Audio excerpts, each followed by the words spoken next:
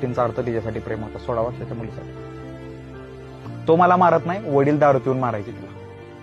तो मला शिव्या देत नाही, आई शिव्या द्यायची, भांडी का घासत नाही, काय करत. आणि तो मला 24 तास वेळ देतो, आई धुणं भांडी करायची, वडील रिक्षा चालवायची, वेळ देऊ शकत नव्हते.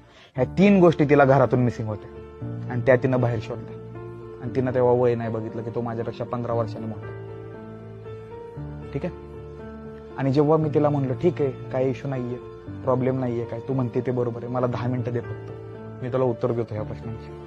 आणि माझं डोकं बंद रे, मला समजे ना की काय बोलणार आपण ह्या पोरीला. एवढीशी पोरगी, तिनं असे 3 पॉईंट सांगितले आपल्याला जे आपण आयुष्यभर विचार पण नाही करू शकत ह्या पॉईंटचा.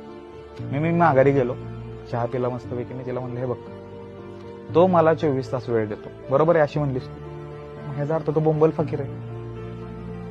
जो व्यक्ती तुला त्याच्या आयुष्यातले 24 तास देऊ शकत असेल तर त्याची स्वतःसाठी वेळ द्यायची. जो स्वतःवर प्रेम करू शकत नाही, स्वतःच्या फॅमिलीला वेळ देऊ शकत नाही, तो